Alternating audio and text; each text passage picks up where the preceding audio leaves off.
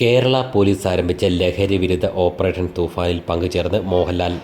ലഹരി മാഫിയയുടെ വേരറുക്കുന്നത് ലക്ഷ്യമാക്കി കേരള പോലീസ് ആരംഭിച്ച ഓപ്പറേഷൻ തൂഫാനിൽ പങ്കുചേർന്ന് നടൻ മോഹൻലാലും. തൂഫാൻ വാരിയർ ബാഡ്ജ് ആഭ്യന്തരമന്ത്രി രമേശ് ചെന്നിത്തല മോഹൻലാലിന് കൈമാറി. ഓപ്പറേഷൻ തൂഫാൻ നോഡൽ ഓഫീസറായ ഉത്തരമേഖല IG പുട്ട വിമലാദിത്യയുടെ കൂടി സാന്നിധ്യത്തിലായിരുന്നു ഇത്.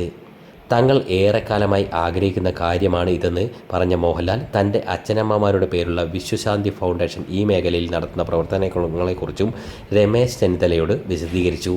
മോഹൻലാലിൻ്റെ ഫേസ്ബുക്ക് പേജിലൂടെ ഈ കൂടിക്കാഴ്ചയുടെ വീഡിയോയും എത്തിയിരിക്കുന്നു.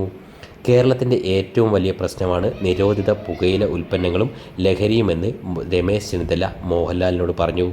അത് തടയുവാൻ പോലീസ് സജീവമായി രംഗത്തിറങ്ങുമെന്നും അതിനോട് കക്ഷി രാഷ്ട്രീയ ഭേദമന്യേ എല്ലാവരും സഹകരിക്കണമെന്നും ഞങ്ങൾ എത്രയോ കാലമായി ആഗ്രഹിക്കുന്ന കാര്യമാണ് താങ്കൾ നടപ്പാക്കുന്നത് എന്നുമായിരുന്നു മോഹൻലാലിൻ്റെ പ്രതികരണം. അതിന് ഞാൻ ഈ മന്ത്രിസഭയ്ക്കും അങ്ങേക്കും നന്ദി പറയുന്നു. ഒരുപാട് കുടുംബങ്ങളെ, സ്കൂൾ കുട്ടികളെ രക്ഷിക്കാൻ ഇതിലൂടെ സാധിക്കും. നാർക്കോട്ടിക്സ് കൺട്രോൾ ബ്യൂറോയുമായി ചേർന്ന് വിശ്വശാന്തി ഫൗണ്ടേഷൻ ഒരുപാട് പ്രൊജക്റ്റുകൾ ചെയ്തു.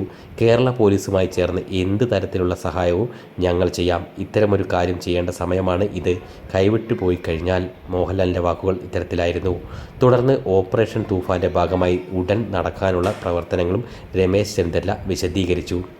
സൗത്ത് ഇന്ത്യയിലെ മുഴുവൻ DGPമാരുടെയും യോഗം വിളിക്കുകയാണ്.